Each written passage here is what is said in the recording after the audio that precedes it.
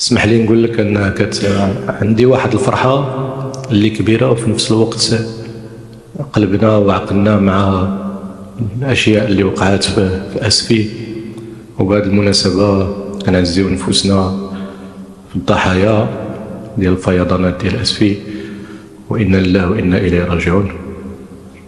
رجوعا للمقابله، كنظن على ان بكل صراحه كيف ما قلت من قبل، المقابله تكون صعبه ضد منتخب متمرس عنده لاعبين جيدين خصوصا في وسط الميدان وفي الهجوم بتقنيات كبيره، عندهم قدره باش يخترقوا الدفاعات ديال الخصم وسط الميدان ويديروا عندي ديزيكيليب في الفريق الخصم.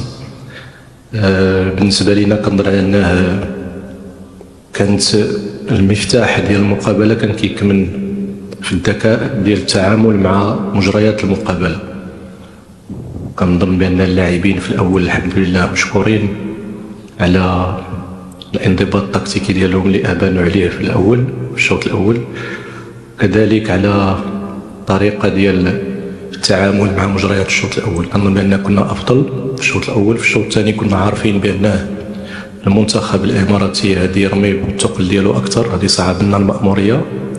الشيء اللي حصل ما سهلوش علينا المأموريه بتاتا، لكن بقينا متماسكين داك لو طون فيبل ديالنا، بقينا ما تسجلش علينا شيء اللي ايجابي. كذلك عانينا في واحد الفتره من الفترات، ومن بعد الحمد لله ربي وفقنا اننا درنا دي شونجمون اللي كانوا جيدين الحمد لله، واللي قلبوا المقابله راسا على عقب، وتمكنا من تسجيل الهدف الثاني والهدف الثالث. سعيد كثير بالنتيجه، انا اسعد اكثر بالمجموعه اللي معايا ديال هاد الرجال هادو. بكل صراحه الا كاين شي دي زيلوج اللي يمشيو فما خصهم يمشيو لهاد الرجال هادو، القلب ديالهم مره واحده اخرى، الروح ديالهم، الاحساس ديالهم بالمسؤوليه. هذه اشياء ديما كنقولها ونعاودها، ولكن هي اللي دايره الفوارق خصوصا في ارض الملعب. عندنا مجموعه افيك دي فالور كبار، اسره حقيقيه ماشي بالكلام، وكيبينوا عليها. وعندنا واحد الحس كبير ديال الوطنيه. الرايه ديالنا فوق كل اعتبار، كندخلوا من اجل حقيقه من اجل الدفاع على الرايه الوطنيه، وشكرا لهم على كل ما كيديروا من بدايه المشوار الى اليوم. لكن مازال باغيين ما هو افضل ان شاء الله الرحمن الرحيم. شكرا. بكل صراحه كنت ما خلاني ما نقول، حيت الكلام اللي قال في حقنا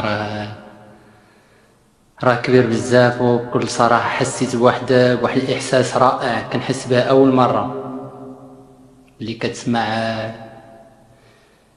المدرب الفريق سي طارق انه كيتكلم بهذه الطريقه هاديه، وانت حدا انك وسط التيران تعمل اي حاجه انك تاخذ الماتش. رجعوا المقابله، طبعا المقابله في الاول مره ما كانت سهله. بكل صراحه في الاول لقينا شويه الصعوبه، حتى دازت واحد 30 دقيقه استطعنا اننا نسجلوا في 30 دقيقه الاولى، بقينا مجريين المباراه. الحمد لله سالينا الشوط الاول بهدف 0. هذا هو الهدف ديالنا اللي دخلنا على اننا نسجلوا. وطبعا كما قال الكوتش عندنا في دوزيام ميطا هما عاودوا علينا شويه. الحمد لله استطعنا اننا نجروا في المهم اللي ما كناش فيهم مزيانين. الحمد لله استطعنا اننا نسجلوا الهدف الثاني والهدف الثالث، وسهل علينا مأمورية اننا ندوزو النهائي. وكتسنانا مباراه اللي باش جينا عليها ان شاء الله ان باش ناخذوا اللقب ان شاء الله. هي مباراه اليوم الخميس ان شاء الله، هي اللي مهمه. شكرا.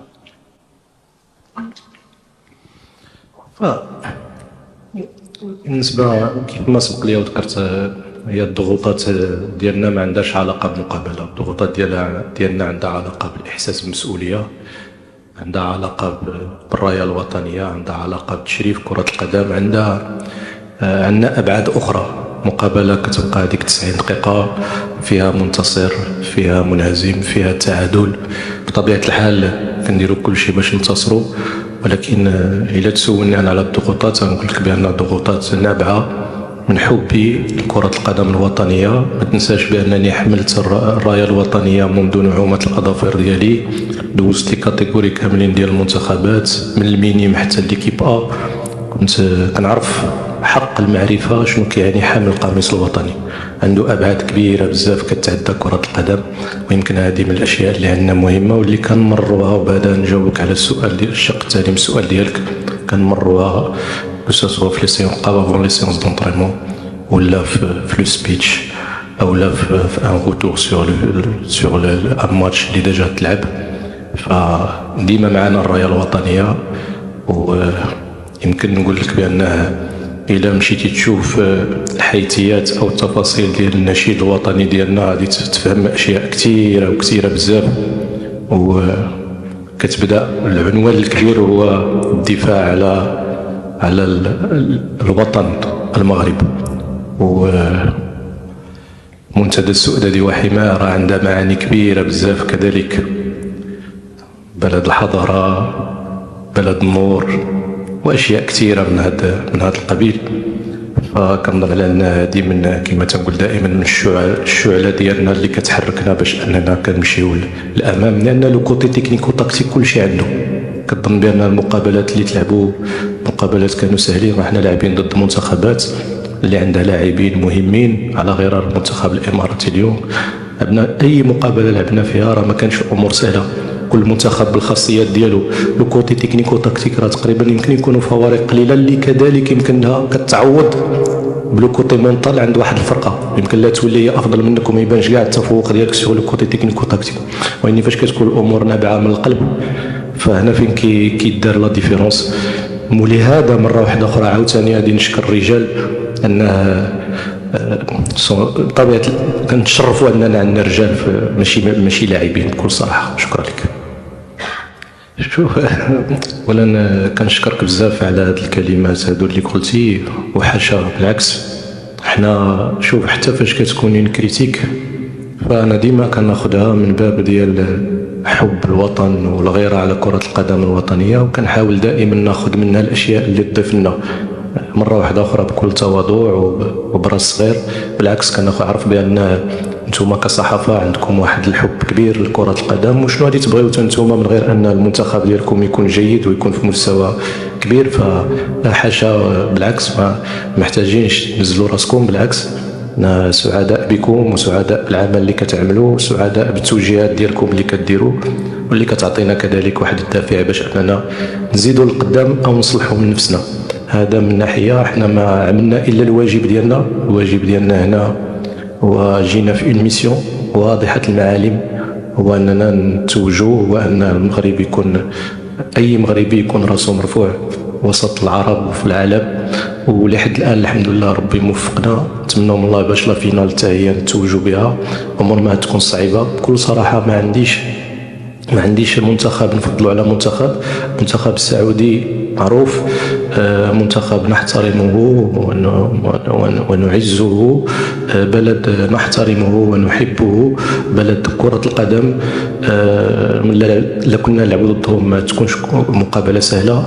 المنتخب الأردني نفس الشيء، بلد نحبه ونعزه ونحترمه، منتخب مؤهل لكأس العالم على غرار المنتخب السعودي. وهنا كتبان مرة واحدة أخرى الرجال كيف ما ذكرتي باش أنهم في الظروف مغايرة تماما على هاد الجوج اللي دابا غادي لا فينال. احنا يعني بعاد كل البعد عليهم، لا من ناحية الوقت ديال العمل ولا من ناحية حصص التدريب ولا المقابلات ولا هما منتخبات اللي مجموعين مع بعضياتهم، كان عندهم متسع من الوقت، مؤهلين لكأس العالم، لعبوا مقابلات، خارجين من مقابلات ديال التأهل لكأس العالم، يعني عندهم بزاف ديال لي زافونتاج. فلهذا كنقول بأنه يعني حق المراحل اللي خدمنا مع الرجال هادو فين وصلونا، ما يمكننا اننا كل مغربي الا ان يكون مفتخر بواحد من افراد هاد المجموعه هذه وهاد الرجال اللي كاينين. فاكيد انه نبغي جمال يكون معنا بطبيعه الحال، ونكونوا في النهائي بحكم اننا كنبقاو اطور مغربيه. والا كنا بالاثنين على راس المنتخبات ديالنا في نهائي من هذا الحجم واللي كانت بطولة كبيرة وجميلة بزاف وبمستوى رائع كبير. ما يكون إلا شرف وشيء طيب للإطار الوطني، واللي كنأكد عليها اللي ما جاتش فقط من محض الصدفة، جات بتضحيات، جات بعمل، جات بإخلاص، وجات بحب للراية والوطن. شكرا. Je pense que, comme ça je vais répondre aussi en français, je pense que les points forts, les points faibles, ça dépend aussi du scénario du match. Parce que chaque match, on découvre des choses, que ce soit positif ou bien négatif. C'est vrai qu'on connaît notre groupe, on sait ses points forts, ses points faibles, on est en train d'essayer ou bien on est dans l'obligation de faire progresser les points positifs, les peaufiner et diminuer ou camoufler le plus possible les points, ou corriger aussi nos points faibles. Mais chaque match, on a des nouvelles données. Et là-dessus, on essaie aussi de travailler et de corriger ou bien de les peaufiner. Et je pense que c'est le rôle d'un coach, c'est le rôle d'un groupe au sein d'une compétition pareille, essayer de progresser jour après jour. Et c'est ce qu'on est en train de faire et c'est ce qu'on a fait montrer. Je pense on monte crescendo, comme on dit. Chaque match, on est meilleur dans tous les aspects. Et c'est une chose très très importante quand une équipe arrive à match après match arrive à monter en puissance. Je pense que c'est très très important et je ne peux qu'être satisfait de mes hommes pour leur cœur, pour leur abnégation, pour leurs efforts fournis sur le terrain, et pour leur discipline en dehors et sur le terrain. Et je ne peux qu'être fier d'eux. Et j'oublie pas aussi de parler du public. Je dis toujours qu'on a le meilleur public du monde. Vous avez vu comment il nous a soutenus aujourd'hui, comme les autres derniers matchs. On est fiers d'avoir un public pareil. Merci. وطبعا اول حاجه الجائزه راه ماشي غير ديال المساوي، الجائزه ديال الفريق كامل، حيت كانت كتعطى لجميع اللعابه. راه طبعا راه تعطى لجميع اللاعبين ديال المنتخب. بالنسبه لتمريرات الهدف قبل ما يوصلني كنت في الجهه ديال الكوتش. قبل ما توصل لي الكره اول كلمه سمعتها من عند الكوتش هي سونطري ديريكت، غير درت كونترول، حاجه طبيعيه حيت هادشي ما كيجيش وحده، كيجيب بالخدمه في التدريب. الحمد لله هادشي عطى الاكل ديالو. كنبغي نشكر سي طارق اللي كيخدم معنا ليل ونهار، وكنشوفوه حنا ماشي كمدرب ديالنا، كنشوفوه كأب ديالنا، كأخ ديالنا، اللي كيعطيك الثقه، اللي كيعطيك واحد كونفيونس ما نقدرش نوصفها. كنشكرو من هذا المنبر، وكنشكر 23 لاعب ولا 26 لاعب اللي معنا. كنقول لهم راه ماشي لعابه، حنا راه كاريي، طبعا حنايا راه محاربين في وسط الحرب، وان شاء الله يا ربي الحبيب جينا على هدف واحد، اننا ان شاء الله نرجعوا للمغرب، نرجعوا بلاكوب. هذا هو الهدف الاول والاخير ديالنا ان شاء الله. شكرا. بالنسبه للسؤال على المدرب ديال المنتخب الاماراتي، كنظن بان انا شفت مقابله اخرى بكل صراحه. يعني الا كان يمكن واش كيهضر على ذاك المقابلات، بالعكس انا شفت المنتخب المغربي مسيطر في الشوط الاول، شفت منتخب مغربي في بدايه الشوط الثاني ممكن كانوا افضل منا، مي لو فوتبول كانوا افضل منا في واحد الشق من الشوط الثاني. في البدايه انا ما كنظن واحد 15 12 دقيقه الاولى، وهذا طبيعي لان هما خصهم يرجعوا في المقابله، راه حنا اللي منتصرين. من واحد الناحيه واحده اخرى كاين كذلك دائما كره القدم فيها لو طون فور ولو طون فيبل. ما في لو طون فيبل ديالنا بقينا متماسكين، وهذه كذلك تحسب للرجال وتحسب للطاقم التقني ان يكون عندك واحد الفريق اللي في لو طون فيبل ديالك انك تبقى متماسك وما يتشجعش عليك. يعني في ذاك ال 15 دقيقه كنظن من بعد الامور ولات مسيرين احنا بالطريقه اللي بغينا بالشكل اللي بغينا، درنا التغييرات اللي بغينا، ما كانش الخطوره، ما بقاش كيف ما كانت في 12 او 15 دقيقه الاولى، وتمكنا من تسجيل الهدف الثاني وتمكنا من تسجيل الهدف الثالث. كنظن لانه لو سيناريو كذلك كيحتم عليك باش انك تتعامل بطريقه مغايره. لهذا فكنقول لان قبل من المقابله كنت قلت بان المقابله اللي كادي يكون ذكي في التعامل مع مجريات المقابله، المنتخب اللي يكون اذكى من الاخر في التعامل مع مجريات المقابله في قلب المقابله هو الذي يظفر بالمقابله. وكنظن بان المنتخب في الوقت اللي كان خصو يهجم هجمنا وشجنا، والوقت اللي كان خصنا ندافعوا دافعنا وخلينا الفريق الخصم يكون ما عندوش اسلحه باش يسجل، لان يمكن لا هذه المقابله اللي شتي له هو شاف مقابله اخرى، فهذا من حقه. شكرا. اولا يعني باش نسمع من شخص بحالكم وتجربتكم الكبيره في ميدان الصحافه وصيتكم الكبير والمحترم وتقول عليا اشياء كهذه، ما يمكن لي الا اني نكون متشرف، وما يمكن لا انها تعطيني الا دفعه معنويه كبيره باش نزيد نكون عند حسن الظن ان شاء الله للجميع. نظن لان المقابله اللي نخوضوها في النهائي اكيد انها كتلعب على جزئيات، واكيد انها مقابله كتكون مغايره. النهائي ماشي هو الدومي فينال، الدومي فينال ماشي هو الكارت فينال، الكارت فينال ماشي هو دور المجموعات. يمكن لو صور ديال اللاعب الاوروبي كيف ما ذكرتو دائما كنخدم في لا ديفيكولتي. يعني فاش مشينا لي جيو الحمد لله درنا واحد لا ميداي اللي كانت هيستوريك الحمد لله، اول مره في التاريخ ديال العرب في كره القدم وفي ميداي اولمبيك ما كانتش سهله مع منتخبات اللي قويه في محفل كبير، وصعوبات كذلك اللي كانت عرفنا كيفاش نتعاملوا معها. الشام نتوما عرفتوا عاوتاني الامور كيفاش كانت مره واحده اخرى. ما كانش عندي الحظ باش انني ناخذ فريق اللي الامور سهله باش انني نمشي ندافع على الحظوظ ديالنا، وانتم عارفين الامور كيفاش مسات حتى لاخر لحظه اسبوع باش اننا غيرنا المجموعه كامله ومشينا توجهنا. فربي كذلك وفقنا بالطريقه اللي جارينا بها المجموعه. الان نفس الشكل،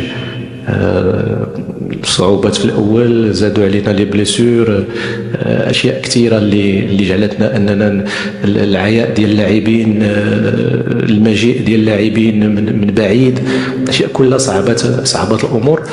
وفي خضم ما نساوش على انه واحد المنافسه اللي كنقول بانها قويه والكل يعني متفق معايا. لماذا؟